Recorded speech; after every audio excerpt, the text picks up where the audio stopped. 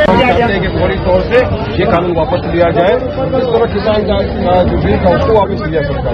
इस पर मुसलमानों के जहाँ मुसलमानों का क्या किया लोगों ने, मुसलमानों के कातिलों को छोड़ दिया, बलात्कारियों को छोड़ दिया खुली फिजाओं में। जब बेल पर बाहर आए तो उनको अपने हार फूल पिनाए।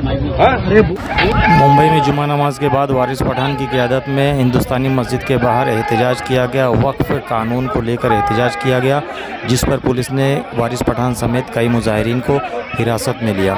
मुजाहिरीन का मानना था कि वक्फ का ये काला कानून वापस लिया जाए और मुसलमानों की प्रॉपर्टी मुसलमानों के सुपुर्द वक्फ बोर्ड के हवाले की जाए।